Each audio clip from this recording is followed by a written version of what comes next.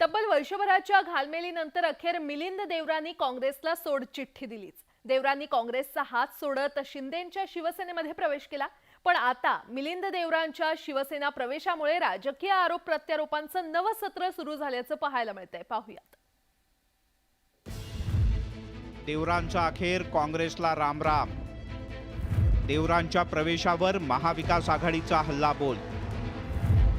दक्षिण मुंबईचं समीकरण बदलणार। लोकसभेत सावंतांच्या विरोधात देवरा लढणार।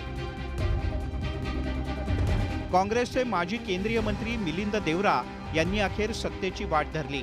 समर्थकांच्यासह एकनाथ शिंदे यांच्या शिवसेनेत प्रवेश करत मिलिंद देवरा यांनी काँग्रेसला झटका दिला। देवरा यांच्या प्रवेशानंतर महाराष्ट्रातलं राजकारण तापल्याचं पाहायला मिळतंय। देवरा यांचा पक्षप्रवेश हा दक्षिण मुंबईतील राजकीय समीकरण बदलणारा ठरणार आहे।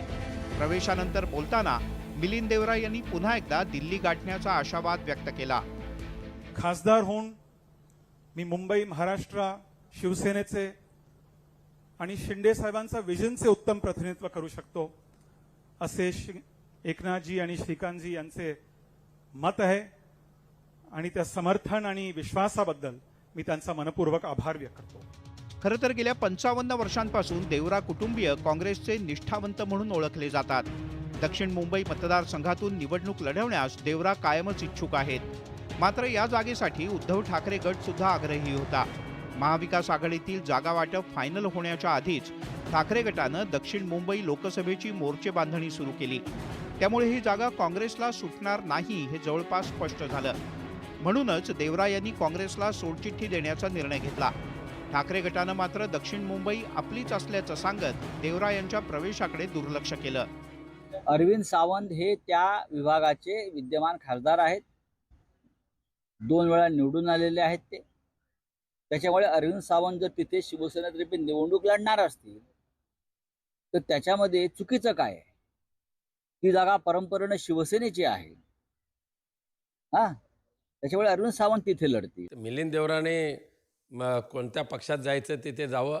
दक्षिण मुंबईमध्ये आमचे जे विद्यमान खासदार आहेत अरविंद सावंत हेच पुन्हा एकदा खासदारून निवडून येतील आणि माननीय पक्षप्रमुख उद्धवजी ठाकरे साहेबांनी त्यांना तशा पद्धतीच्या शुभेच्छा आशीर्वाद दिलेले आहेत। मुख्यमंत्री एकनाथ शिंदे यांनी देवरा यांचं पक्षात स्वागत केलं। तसंच पिक्चर अभी बाकी है म्हणत विरोधकांना इशाराही दिला। दुसरीकडे काँग्रेसनं मात्र मिलिंद देवरा यांच्या प्रवेशावर टीकास्त्र डागलाय। तुम्ही सांगितलं होतं प्रमुख काही लोकांचा प्रवेश होईल, म्हणजे हे काय ह्या ट्रेलर आहे, पिक्चर अभी बाकी आहे। त्यामुळे आपल्याला मी नेहमी जवळून पाहिलंय।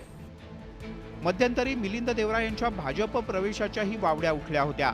पण आता देवरा यांनी शिंदेंसोबत जाण्याचा निर्णय घेतल्यानं दक्षिण मुंबईची जागा शिंदे गट लढवणार का हा प्रश्न उपस्थित होतो। दरम्यान मुख्यमंत्र्यांनी देवरा यांच्या उमेदवारीबद्दल कुठलेच संकेत दिलेले नाहीत। त्यामुळे देवरा लोकसभेची जागा लढवणार की राज्यसभेत जाणार याची चर्चा सुद्धा सुरू झाली आहे। Bureau report, news 18 Lokmat.